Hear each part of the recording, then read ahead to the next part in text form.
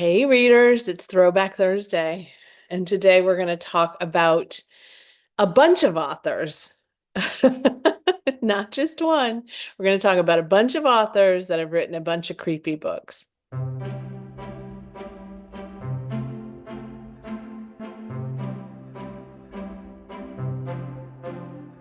So happy Halloween season to those of you who love the creepy. The creepier the better, which is me.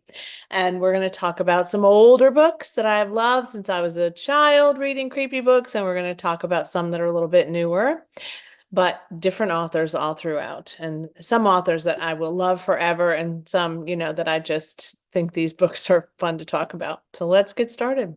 So the first one remains maybe my first horror book that really stuck with me, and that is The Exorcist by William Peter Blatty.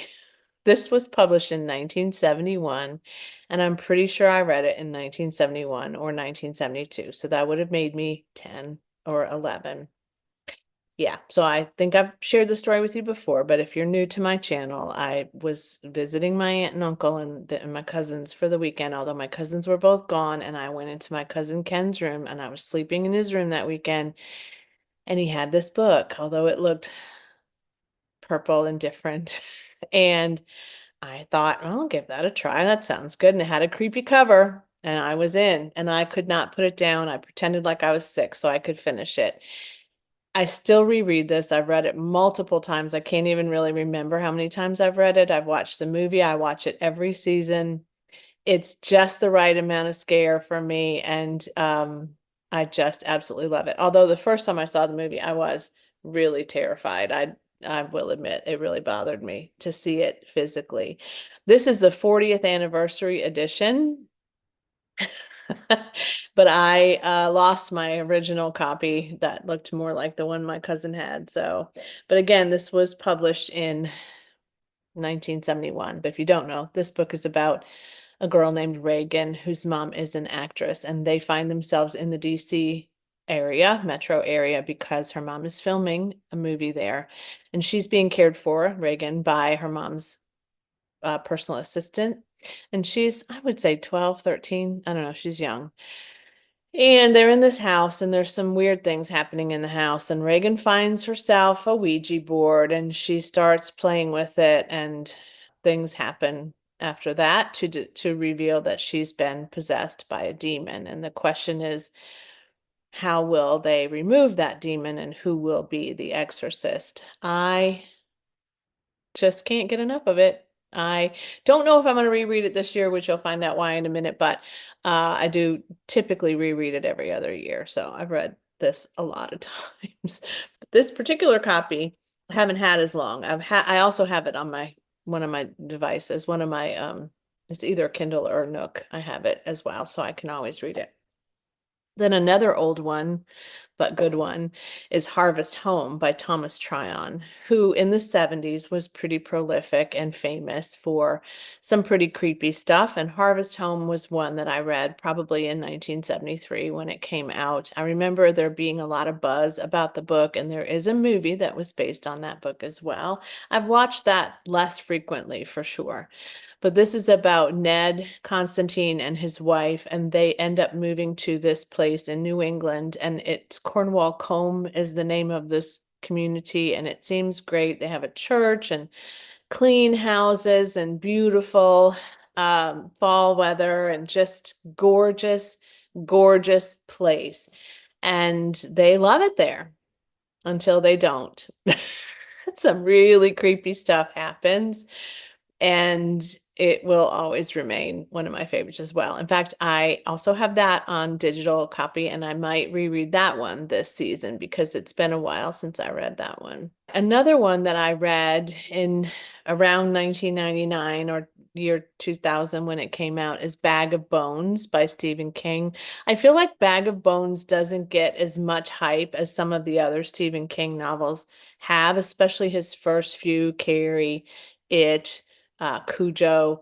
Those were pretty well read, but Bag of Bones, I don't know. I just don't hear people talking about it as much, and most people I talk to say, I don't even know I didn't even know that existed. But this is about a man who's lost his wife, and he goes to also to New England. The best spooky stuff is set in New England, right? Like, I'm not kidding you. And he goes up there to sort of get away for a while. In fact, I think it says where he ended up going. I'm going to forget the names of these people because I haven't read this as much. So let me look at it. This one follows Mike Noonan, and he is a widower, and his wife died tragically, and he misses her completely and utterly. And so he can't write. He's a novelist and he can't write because he's, got in a slump because of his wife dying. And so he goes to Maine to a summer house he calls Sarah Laughs, and he starts to have nightmares about this house. So he goes there, but then he discovers there's this guy in the community who's kind of nefarious, and he's trying to take this child away from her mother because he's, I think, the father. No, he's the grandfather. So he tries to take this child away from her mother.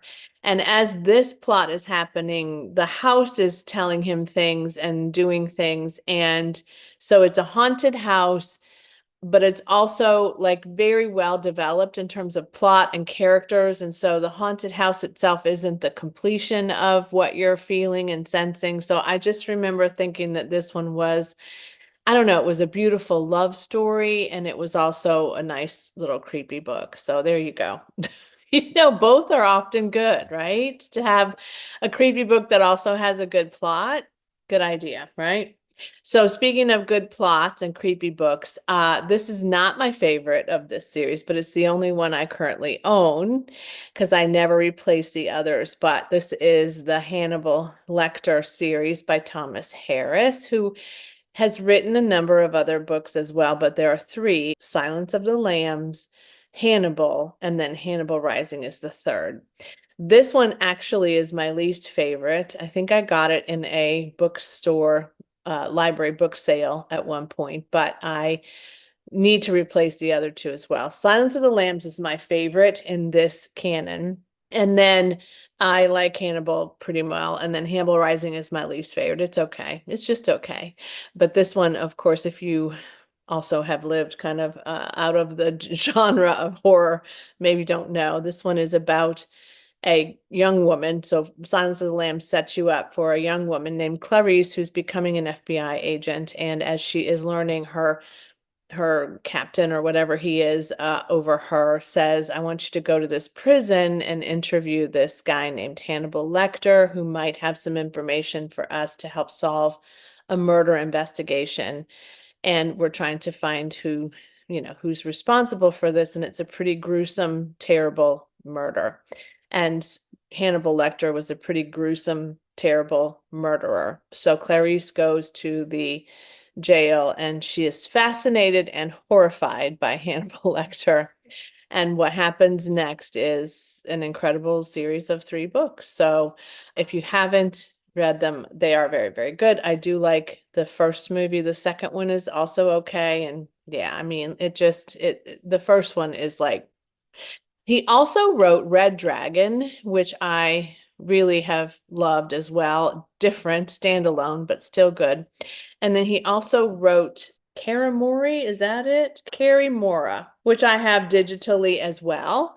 I have not read that one. I've had it since 2019. Evil, Greed, and the Consequences of Dark Obsession. $25 million in cartel gold lies hidden beneath the mansion on the Miami Beach waterfront. Ruthless men have been trying to get it. And so now there's a caretaker, Carrie Mora, who has escaped from the violence in her country, and she stays there under protected status. And something happens that connects her to those other people. I have never read it. It has a 2.83 rating on Goodreads. Thomas Harris, 2.83. So why I have not read it, sadly. But I own it digitally, and I don't think I paid full price for it. But it has a pretty cover. Let me show you what it looks like. Yeah, it looks very fascinating, but it did not do well. So Thomas Harris has a connection to Mississippi, but darned if I can remember what it is. And then for those of you who like a romance tied with your horror, this is a weird thing that happened to us as a family. We found this series and we read it and we loved it. Sarah didn't read it. My son didn't read it. Sarah doesn't love horror, and Matthew would never read this, but this is a trilogy called the Sign of Seven trilogy. So the first one is The Hollow. The second is, nope, that's not true. The first one is Blood Brothers. The second is The Hollow, and the third is The Pagan Stone. I don't even remember how this happened, but I think it happened because I found them in a used bookstore, and I got the first one. And then I was so hooked, I went back and they had, I think, the other two. They were just $2 a piece, these two. So yeah. But this one follows three brothers, hence Blood Brothers. And Nora Roberts loves to do these trilogies with three men and then three women. And so each book is usually about the one man and the one woman, and then the next one is about the next, and the next one about the next. So they're very predictable, but these had this horror-y tone to them. And so they were just really creepy, supernatural things happening. And this one starts off, Blood Brothers starts off in the 1600s in New England. The first paragraph is, it crawled along the air that hung heavy as wet wool over the glade. Through the snakes of fog that slid silent over the ground, its hate crept. It came for him through the heat smothered night. It wanted his death. So yeah, they're just fun, and I remember really loving them, and all three of us kind of devoured them. And so I throw out a number of Throwback Thursday possibilities for you of books that I've enjoyed, and I hope that you enjoy them too. If you choose to read them, let me know if you've read them and what you thought about them, and let me know what your favorite creepy books are, because I need all the creep that I can stand, right, in the next couple of weeks. So bring it on. I read them all year long. It doesn't bother me if they're not being read in the spooky season. So thanks for watching me. Thanks for joining this Throwback Thursday. And as always, happy reading. Bye.